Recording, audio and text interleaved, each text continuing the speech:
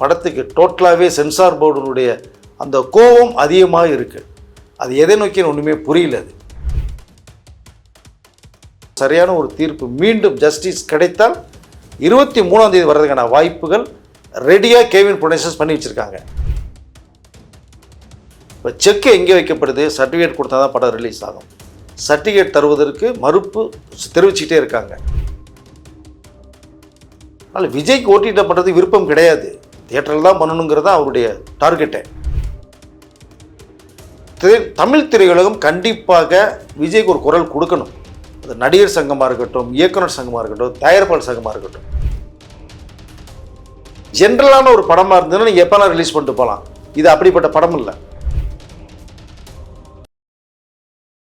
Coffee கடை நேயர்களுக்கு வணக்கம். இன்று நம்மோடு இணைந்திருப்பவர் மூத்த பத்திரிகையாளர் திரு வெங்கடேஷ் அவர்கள். வணக்கம் சார். வணக்கம் சார். சார், ஜனநாயகன் படம் ரிலீஸ் ஆகுமா ஆகாதா தொடர்ச்சியா பிரச்சனை. அதுல என்னன்னு பாத்தீங்கன்னா, இந்த கேஸ் எடுத்து விசாரிக்க எங்களுக்கு விருப்பம் இல்லைன்னு உச்சநீதிமன்றம் சொல்லுது. அந்த அளவுக்கு என்ன சார் விஜய் மேல வெறுப்பு? இல்லை, ஒன்றும் இல்லைங்க. ஒரு நடிகராக இருந்தால் பிரச்சனை இல்லைங்க. அரசியலில் போய் நீங்கள் தமிழகத்தையே மிகப்பெரிய தலைகளை திருப்பிட்டு உலுக்கிக்கிட்டு இருக்காரு. சென்ட்ரல் கவர்மெண்ட்டும் வியந்து பார்க்குற அளவுக்கு போயிருக்காருங்க போது அதுதான் இங்கே முதன்மையாக பார்க்கப்பட்டது. நீங்கள் ஜனநாயகன் படத்தில் என்ன இருக்குது? நீங்கள் இந்த தேச விரோத மாதிரியான ஒரு ஸ்கிரிப்ட் எடுத்து பண்ணியிருக்காங்களா? கிடையாது. ஒரு கமர்ஷியல் ஆக்ஷன் ஒரு சென்டிமெண்ட்ஸாக எடுத்து பண்ணியிருக்காங்க. இப்போ நீங்கள் தேவையில் அவர் கட் கொடுத்துட்டாங்க. இவர்த்திங்க இது நிறைய விஷயங்கள் பேசியாச்சு, மக்களுக்கு எல்லாமே தெரியும். நீங்கள் யூஎன் கொடுக்கப்பட்ட விஷயத்தை நீங்கள் தவிர்க்கிறீங்க, ரிவைசிங் கமிட்டி போனுட்டீங்க. நம்ம சென்னை உயர்நீதிமன்றம் நீங்கள் கொடுத்துருங்கன்னு சொல்லப்பட்ட ஒரு விஷயத்துக்கு மேல்முறையீடு போயிட்டாங்க. சரி, கேவின் ப்ரொடக்ஷன்ஸ் நிறுவனம் உச்சநீதிமன்றத்தை நாடுறாங்க. எங்களுக்கு ஒரு ஒரு தீர்ப்பை கொடுங்கய்யா, 500 ரூபாய் செலவு பண்ணியாச்சு, எல்லாமே கஷ்டப்பட்டுருங்க. விஜயே தனிப்பட்ட மண் அடிக்கிறத விட்டு டோட்டலாக அடிக்கும் போது அதில் 200-300 பேர் சம்மந்தப்பட்டிருக்காங்க. உலக திரையரங்கமே வியந்து பார்த்து வாங்கின ஒரு விஷயத்தை இன்றைக்கி ஜனங்களோட நிலைமை என்ன?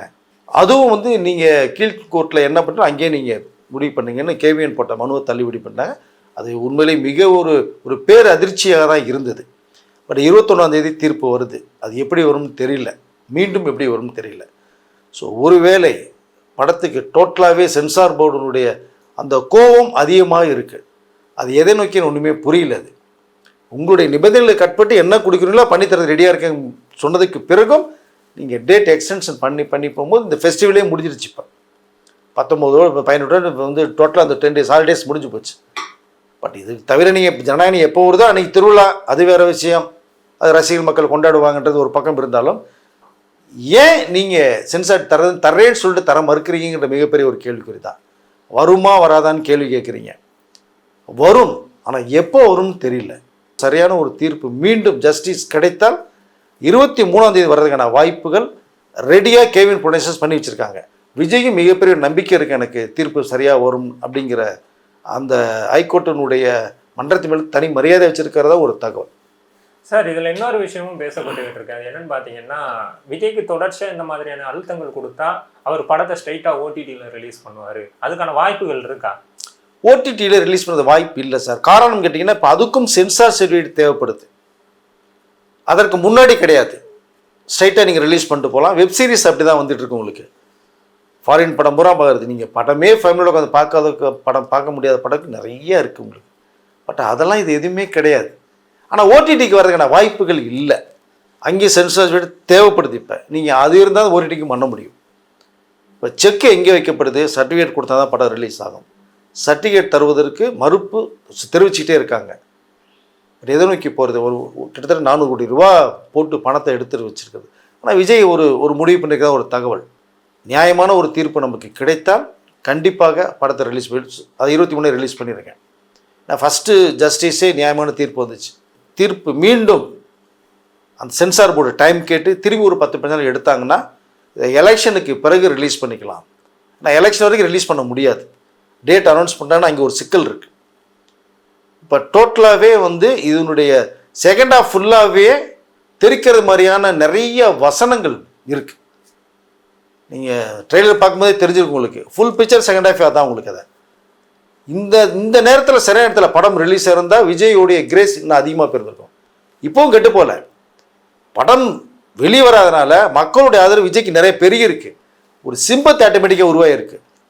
கடைசி படம் ஒரு மனுஷன் பண்ணிட்டு போனால் மக்கள்கிட்ட பார்க்கணும்னு பார்க்குறேன், நீங்கள் அதை பேன் பண்ணிட்டீங்களே. பேன் பண்ணல, இந்த டேட் இன்னும் கொடுக்காமல் இருக்கீங்களே.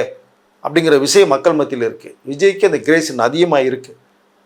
ஒருவேளை எலெக்ஷனுக்கு பிறகுதான் அப்படின்னா அதற்கு ஒரு 5 மாத காலங்கள் இருக்குது. அது நிறைய வட்டிக்கு வாங்கினவர் நிறைய பேர் இருக்காங்க, கஷ்டப்படுறாங்க.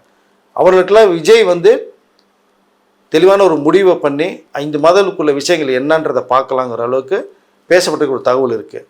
ரெண்டாவது, ஜனநாயகன் படத்தை அவரே எடுத்துட்டு பண்ணலாமாங்கிற ஒரு விஷயமும் இங்கே ஓடிட்டுருக்கு.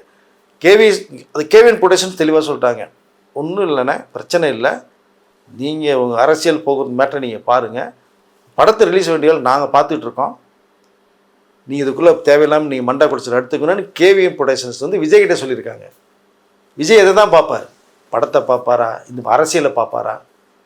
நாட்டு மக்களுக்கு நல்லது செய்யணும்னு நினைக்கிறது ஒரு தவறாகி போச்சு இப்போ.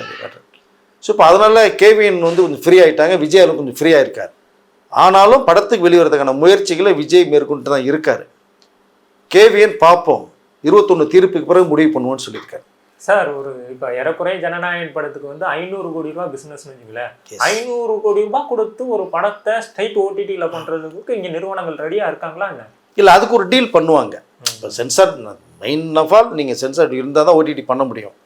இல்லைன்னா என்ன மெத்தடில் போவாங்கன்னா, இப்போ 500 ரூபாய்க்கு வந்து டோட்டல் ஏரியா, அது உலகம் ஃபுல்லாகவே பிஸ்னஸ் பட்டுது. அதில் ஒரு பார்ட் ஓடிடி, இன்னொரு சேட்டலைட், அப்புறம் உலக வெளிநாட்டு உரிமை, அப்புறம் நம்ம இந்தியா உரிமை, தமிழ்நாட்டு உரிமை, அதர் ஸ்டேட் உரிமை நிறைய இருக்குது. இப்போ இவர்கள் எல்லாம் சேர்ந்து தான் 500 கோடி. தமிழ்நாட்டினுடைய தியேட்டர்கள் மட்டுமே வந்து 105 கோடி ரூபா, இது சரித்திர சாதனையாக இருக்குது சொல்லப்படுது. அது ஒன்று.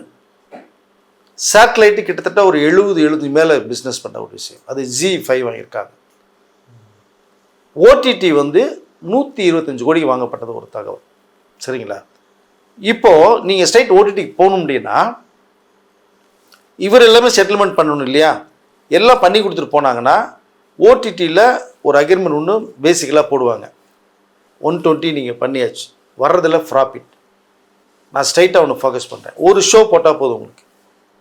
நீங்கள் 1 மந்த்துக்கு அப்புறம் நீங்கள் ரெகுலர் ஷோ பண்ணிக்கோங்க, ஓப்பனில் வச்சுங்க. ஒரு ஷோ இன்கேஸ் இந்த ஜனவரி 23ஆம் தேதி ஈவினிங் 7 மணிக்கு காட்சி ஒன்று போட்டான்னு வச்சுங்களேன், 5 கோடி பேர் சப்ஸ்கிரைப் பண்ணுவோம். ஆனால் 200 ரூபா தானே ஒரு ஆளுக்கு, சாதாரண பண்ணி போயிடுவேன். நீங்கள் 10 பேருக்கு வந்து வீட்டில் படம் மாட்டு போகலாம். இப்போ 5 கோடி இன்ட்டு 200 போடுங்க, எவ்வளோ ஆச்சு உங்களுக்கு? 1000 கோடியை தாண்டி கிராஸ் பண்ணி ஓடிட்டே இருக்கும்ல. அப்படி ஒரு வாய்ப்பு இருந்தது. ஓடிடிக்கு அப்படி டீல் பண்ணுறதும் ஒரு பேச்சுவார்த்தையெல்லாம் போச்சு. முடிவு பண்ணலான்னு இருக்கும்போது இப்போ அங்கே ஒரு நெருக்கடி என்ன வருதுன்னா, ஓடிடியில் ரிலீஸ் ஆகிறதுக்கும் சென்சார் சர்டிஃபிகேட் தேவைங்கிற ஒரு சிஸ்டம் உள்ளே வருது. இப்போ வந்துச்சுன்னா அங்கேயே செக் வைக்கப்படுது இல்லையா, ஒரு அங்கேயும் ரிலீஸ் ஆகுது இல்லையா? அதனால் விஜய்க்கு ஓடிடியில் பண்ணுறது விருப்பம் கிடையாது, தியேட்டரில் தான் பண்ணணுங்கிறது தான் அவருடைய டார்கெட்டை. என்ன மாதிரி தீர்ப்பு வருங்கிறது தெரியல. மேக்ஸிமம் ஜஸ்டிஸ் வந்து சாதகமாக தான் வரும்னு நினைக்கிறேன் நான். இதை வந்தால் 23ஆம் தேதி படம் ரிலீஸ் ஆகும். ஒருவேளை KV-3 உச்சநீதிமன்றத்தில் தணிக்குழுவில் போட்டது மாதிரி சென்னை உயர்நீதிமன்றத்திலையும் இன்னும் டைம் இன்னும் படம் பார்த்துட்டு தான் நாங்கள் சொல்லுவோம் அப்படிங்கிற மாதிரி சொல்லிட்டாங்கன்னா மீண்டும் ஒரு 15 நாளைக்கு அது டேட் தள்ளி வைக்கப்படும். அதனால் எலெக்ஷனில் வருமா வராங்கிறது மிகப்பெரிய கேள்விக்குரியது. சார், கொரோனா காலகட்டங்களில் எல்லா நடிகர்களும் ஓடிடியில் படத்தை வித்துக்கிட்டு இருந்தாங்க. அப்போ கூட மாஸ்டர் ரிலீஸ் கொஞ்சம் தள்ளி போனாலும் நான் தியேட்டரில் தான் ரிலீஸ் பண்ணேன், அது 50% ஆக்குபன்சியாக இருந்தாலும் பரவாயில்ல சொன்ன ஒரு நடிகருக்கு இன்னைக்கு யாருமே சப்போர்ட் பண்ணாத மாதிரியான ஒரு சூழலும் இருக்குல்ல சார். விஜய் அவர்களுக்காக ஒரு குரல் இன்னும் தமிழ் சினிமாலேருந்து பெருசாக யாருமே பண்ணலையே சார். இது கொடுக்கல, வேதனையாக தான் இருக்குது, உண்மையிலே வேதனையாக தான் இருக்குது. ஏன்னா உங்களோட வாழ்ந்த ஒரு நடிகர், வாழ்ந்துட்டு இருக்கிற ஒரு நடிகர், சக கலைஞர், இன்றைக்கி அவருடைய ரேஞ்ச் என்ன இருக்குன்னு எல்லாருக்குமே தெரியும். தமிழ் நடிகர் சங்கம் இந்நேரம் மிகப்பெரிய ஒரு குரல் வந்து எடுத்திருக்கணும், எடுக்கலை. இதே நாசர் அவர்கள் வந்து மலேசியா போயிட்டு பேசிட்டுலாம் வந்தார். பட் இங்கே படத்து இப்போ அது வந்து மத்திய அரசினுடைய ஒன்றிய அரசினுடைய கீழ் இயங்கக்கூடிய அமைப்பு தான் சென்சார் போர்டு. ஓகே, கவர்மெண்ட் நிறுவனம், அவர்கள் சிஸ்டமேட்டிக்காக தான் ட்ராவல் பண்ணுவாங்க. நீங்கள் முன்னாடியே ரிலீஸ் டேட் கொடுக்கக்கூடாது, நாங்கள் வாங்கினதுக்கப்புறம் நீங்கள் கொடுக்கணும்னு செய்யலாம் சொல்கிறாங்க, எல்லாமே ஓகே. இது முன்னாடியே அறிவிக்கப்பட்ட ஒரு விஷயம். ஒரு மேக்ஸிமம் போனால் ஒரு 2 to 3 வீக்ஸ்க்குள்ளே போதும். ஆன்லைனில் கமிட் பண்ணி நீங்கள் சப்மிட் பண்ணிங்கன்னா பவுண்டட் ஸ்கிரிப்டோடு நீங்கள் படத்தை காப்பி பண்ணி போட்டு காமிச்சிங்க அப்படின்னா ரெஃபரன்ஸ் எடுத்து பார்த்துருவாங்க. மிஞ்சி போனால் ஒரு 20 நாளைக்குள்ளே எல்லாமே வேலை நடக்கப்படக்கூடிய ஒரு வேலை தான் இது. பட் இதற்கு முன்னாடிலாம் எந்த பிரச்சனையும் வரலை. அரசியலில் போனதுனால இந்த படத்தை வெளியிடக்கூடாதுன்ற ஒரே ஒரு காரணத்தினால தள்ளி போடப்பட்டு இருக்கிறதா தான் ஒரு செய்தி வருது, எல்லாருடைய பார்வை வேண்டியதாக இருக்குது, எல்லாம் அதான் பேசிகிட்டு இருக்காங்க. தமிழ் திரையுலகம் கண்டிப்பாக விஜய்க்கு ஒரு குரல் கொடுக்கணும். அது நடிகர் சங்கமாக இருக்கட்டும், இயக்குனர் சங்கமாக இருக்கட்டும், தயாரிப்பாளர் சங்கமாக இருக்கட்டும், கண்டிப்பாக ஒரு குரல் கொடுக்கணும். இன்னும் யாருமே குரல் கொடுக்காம இருக்க, ஒரு சில பேர் மட்டும், ஜெயம் ரவி, சிம்பு, டைரக்டர் அஜய் ஞானமுத்து, கார்த்திக் சுப்புராஜ், வெங்கட் பிரபு, ஒரு சில பேர் கொடுத்துருக்காங்க. கார்த்திக் இப்போ அவருடைய படத்துக்காக கொடுத்துருக்காரு, வாவைத்தியருக்காக கொடுக்கப்பட்ட குரலை தான் நான் நினைக்கிறேன். ஏதுக்கு முன்னாடி அவர் பேசலை? கார்த்திக் பேசியிருக்கணும் இல்லையா? உங்கள் படம் ரிலீஸ் ஆக போகுது, அப்போ விஜய் ரசிகர்கள் வரணுங்கிற நோக்கத்துக்காக நீங்கள் பேசப்பட்டதாக நான் பார்க்குறேன். நான் இதை அப்போ இன்னும் குரல் கொடுக்கணும். யாரும் பெரிய நடிகர்லேருந்து, பெரிய இயக்குனர்லேருந்து, பெரிய தயாரிப்பு நிறுவனங்கள்லேருந்து இன்னும் குரல் கொடுக்காமல் இருக்கீங்கன்னா எப்படி பார்க்குறது? அப்போது இப்போ லோகேஷோ, இப்போ நெல்சனோ, அட்லியோ கூட குரல் கொடுக்காமல் இருக்காங்க. இப்போ பயமா, உங்களுக்கு அடுத்த படம் வந்தால் செக் வைக்கப்படுமா அப்படிங்கிற ஸ்டேஜும் எல்லாராலையும் பேசப்பட்டு இருக்கு. அது அதில் விஜய் எதை பற்றியுமே அவர் கேர் பண்ணவே இல்லை. வெயிட் பண்ணுவோம், ரிலீஸ் ஆகட்டும், ஆக முடியலையா எலெக்ஷனுக்கு பிறகு ரிலீஸ் பண்ணிக்குவோம். அதுக்கு வேண்டிய மற்ற என்னென்ன யார் கஷ்டத்தை நஷ்டம் இருக்காங்களோ நான் ஹேண்டில் பண்ணுறேங்க சொன்னதப்பட்டதாக ஒரு தகவல் இருக்குது சார். சார் இதில் இன்னொரு விஷயம் என்ன பார்க்கப்படுதுன்னா, நீங்கள் சொன்ன மாதிரி மேலும் 15 நாள் 20 நாள் படம் தள்ளி போகுமானால் அந்த படத்தோட ரிலீஸ் டேட் ஆஃப்டர் எலெக்ஷனுக்கு அப்புறம் இருந்துச்சுன்னா அது விஜயோட அரசியல் வாழ்க்கைக்கு ஒரு யூஸ் இல்லாத ஒரு இதாக தானே இருக்கும். இந்த படம் ரிலீஸ் ஆச்சுன்னா கடைசி படம் மக்களுக்கு இவர் என்ன சொல்ல வர்றாரு, நான் அரசியலுக்கு வர்ற போகிறேன், அதுக்கு இந்த விஷயம்லாம் சொல்ல போகிறேன்னு சொல்லி இது ஒரு கேம்பெயின் மாதிரி இருந்திருக்கும்ல, அது மிஸ் ஆகும்ல. ஆமாம், கண்டிப்பாக மிஸ் ஆகும் சார், அது ஒன்றும் மாற்றுக்கிறது கிடையாது. ஏன்னா இந்த படத்தினுடைய கதைக்கிழமை செகண்ட் ஹாஃபே நீங்கள் இந்த தமிழக அரசியல் ஒரு பெரிய மாற்றத்தை உருவாக்கணுங்கிற அந்த கதைக்களம் தான் அமைக்கப்பட்டிருக்கு. நீங்கள் ரிலீஸ்க்கு முன்னாடி பேசப்படுற வசனம், காட்சி அமைப்புகள் தான் பார்க்குறதுக்கு வியப்பாக இருக்கும், தெரிக்கும். ஊரில் அத்தனை தியேட்டர் விசில் சத்தம் ஆரவாரமாக பறக்கும். எலெக்ஷனுக்கு பிறகு வந்தால் அது சரியாக வராது, நீங்கள் பேசப்படுறது உல்டாவாக மாறும். இப்போ இங்கே விஜய் வெற்றி பெறாரா தோல்வி அடைகிறாங்கிறது ரெண்டாவது விஷயம். மக்கள் கீழே தீர்ப்பு, யாரை தமிழ்நாட்டோட ஆட்சி கட்டில் உட்கார வைக்கணும் முடிவுன்றது மக்கள் கீழே. அது யாரை வைத்தாலுமே மிகப்பெரிய சந்தோஷம். தமிழக மக்களுக்கும் நாட்டுக்கும் நல்லது எல்லா பேரும் செய்யணும், யார் ஆட்சி அமைச்சாலுமே. அதில் மாற்றுக்கிறது எனக்கு கிடையவே கிடையாது.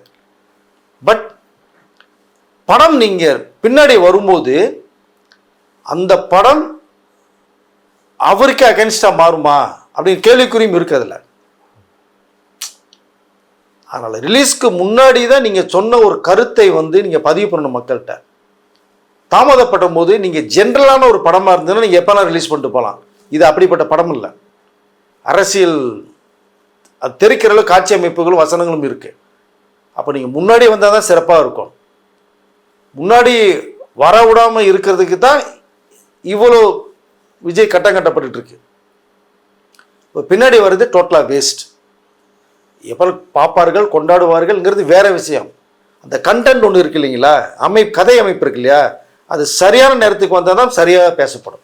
இதில் என்னன்னு பார்த்தீங்கன்னா, இப்போ டிஸ்ட்ரிபியூட்டர்ஸ் இருக்காங்க, தேட்டர் ஓனர்ஸ் இருக்காங்க, ஜனநாயகனை நம்பி எல்லாமே எல்லா வேலைகளும் பார்த்து வச்சுருப்பாங்க. அவங்க சைட்லேருந்துமே எந்த ஒரு பெரிய எதிர்ப்பும் வந்த மாதிரி தரலையே சார். ஏன் ஒரு பிஸ்னஸை கெடுக்குறீங்க, பிஸ்னஸ் மாடலுக்கு எகென்ஸ்டாக உள்ள விஷயம் நடக்குதுன்னு சொல்லிட்டு யாருமே வாயை திறந்து பேசலையே சார். இல்லை, அதுதான் அவர்கள் என்ன பண்ண முடியும்?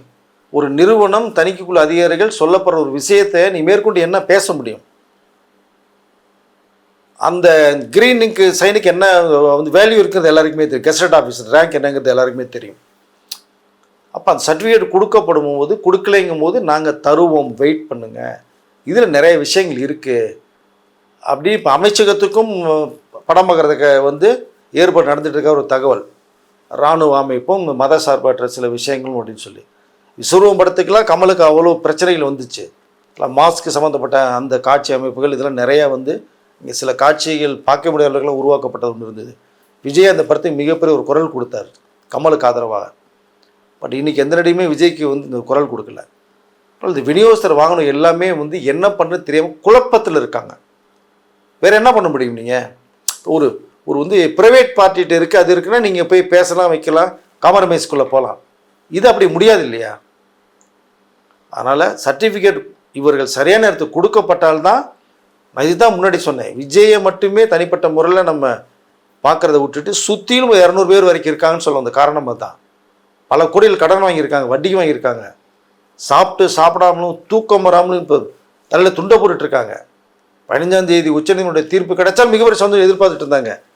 அந்த மனு தள்ளுபடி செய்யப்பட்டது. ஒருவேளை 15 நாள் கழித்து தான் பார்ப்போம் வரும்னு நினச்சா முடிஞ்சு போச்சு கதை. எல்லாருக்கும் என்ன ஆக போகிறாங்க. பட் விஜய் அங்கே ஒரு முடிவு எடுக்க போகிறதா ஒரு தகவல் வந்திருக்கு சிறப்பாக. இல்லை டிஸ்ட்ரிபியூட்டர், எக்ஸிக்யூட்டர், தியேட்டர் ஓனர்ஸ் யாரும் கவலைப்பட வேணாம், பயப்பட வேணாங்கிற ஒரு கருத்து விஜய் சார்பாக வந்துகிட்டு இருக்கு. பார்க்கலாம், 21ஆம் தேதிக்கு மேலே தெரிய வரும் நமக்கு. சார் இந்த படம் பிப்ரவரி வர்றதுக்கு, மார்ச் வர்றதுக்கு வாய்ப்புகள் ரொம்ப கம்மின்னு சொல்ல முடியாது. பட் எலெக்ஷன் டேட் அனௌன்ஸ் பண்ணிட்டாங்கன்னா வராது. அங்கே அதான் ஒரு சிக்கல் இருக்குது. ஏன்னா இப்போது மே மாதம் எலெக்ஷன் வர்றது மாதிரி இருக்குது. அது ஒருவேளை ஏப்ரல், எப்போயுமே ஒரு மாதம் முன்ன பண்ண தள்ளலாம், ஏப்ரலே வச்சிடலாம், பிரச்சனை இல்லை அப்படிங்கிற மாதிரி சூழ்நிலைகள் ஒத்து வருது அப்படின்னு தீர்மானம் தேர்தல் கமிஷன் சார்பாக எடுக்கப்பட்டால் நீங்கள் ஏப்ரல் டிக்கல் பண்ணிடுவாங்க. அப்போ நீங்கள் வந்து பிப்ரவரியே டேட் அனௌன்ஸ்மெண்ட் கொடுத்துட்டாங்கன்னா இது தேர்தல் பிரச்சார படமாக, அரசுக்கு எதிரான படமாக பேசப்படும். அப்போ அங்கே ரிலீஸ் ஆகிற வாய்ப்புகளே இருக்காது. ஒன்று டேட்டுக்கு முன்னாடி வரணும், அனௌன்ஸ்மெண்ட் கொடுக்கறதுக்கு முன்னாடி வரணும். அது சென்சார் போர்டு அதிகாரிகள் பார்த்துட்டு சர்டிஃபிகேட் கொடுக்கணும். இது கொடுத்ததுக்கு பிறகு தான் வரணும். இல்லை எந்த பக்கம் சுற்றினாலுமே சிக்கல்கள் உருவாக்கிட்டே போகுது. அது சிக்கல்கள் வந்து முடிச்சு வந்து அவிழ்க்கணும். எப்படி அவுக்கிறது புரியாத புதிராக இருக்குது. சார் ஓடிடியோட ப்ராப்ளம்னால தான் தீபாவளியிலேருந்து படம் பொங்கலுக்கு வந்தது. இப்போ ஓடிடி நிறுவனங்களும் ஒரு சைடு ப்ரெஷர் பண்ணுவாங்கல்ல சார், நாங்கள் ஷெட்யூல் பண்ணி வச்சுருக்கோம் ஜனநாயகன் இந்த டைமில் எங்களோட ஓடிடி பிளாட்ஃபார்மில் ரிலீஸ் பண்ணணும்னு. ப்ரொடக்ஷன் சைடில் வந்து பார்த்தீங்கன்னா அந்த ஓடிடி நிறுவனங்களும் ப்ரெஷர் பண்ணுறதுக்கு வாய்ப்பு இருக்கா? இருக்குது. ரேட்டை கம்மி பண்ணுவாங்க, அப்படி ஒரு வாய்ப்பு போகும்.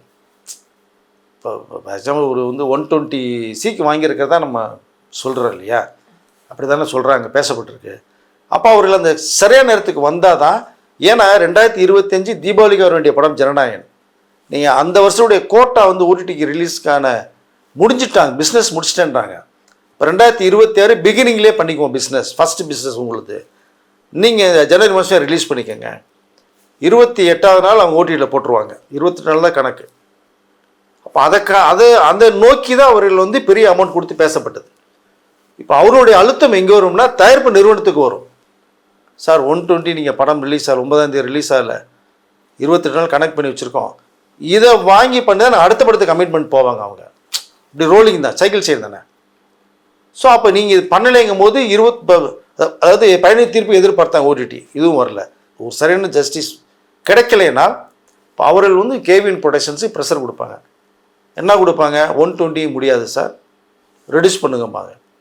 அப்போது தமிழ்நாடு தியேட்டரிக்கல் ரைட்ஸ் வாங்கியிருக்காங்களா, அவங்க ரெடியூஸ் பண்ணு பேசுவாங்க. அப்போ அது கொஞ்சம் குறையிற வாய்ப்பு இருக்கும். அப்போ இந்த நஷ்டம் வந்து தயாரிப்பாளருக்கு மட்டுமே போய் சேரும். பல கோடிகள் தயாரிப்பு நிறுவனம் கொடுக்க வேண்டியது வரும். அதனால தான் இவ்வளோ சிக்கல்கள் இருக்குது. விஜய் என்ன பண்ண போகிறார்? விஜய் ஒரு ஆறுதலான ஒரு வார்த்தை எல்லாருக்குமே கொடுக்குறதா இருக்கார். இந்த பிரச்சனையிலேருந்து உங்களை ரிலீவ் பண்ணுறங்கிற மாதிரியும் சொல்லியிருக்கதா ஒரு தகவல் வருது, பேசப்பட்டிருக்கிறத. அதில் எல்லா பக்கமுமே கேவிஎன் ப்ரொடக்ஷன்ஸுக்கு ஒரு ப்ரெஷர் வரும். ஓடிடி சேட்டலைட்டும் வரும். சேட்டலைட்டாவது உங்களுக்கு வந்து ஒரு 100 days கணக்கு அந்த மாதிரி ஒரு கணக்கு வச்சுருப்பாங்க, டைம் டியூரேஷன் இருக்கும்.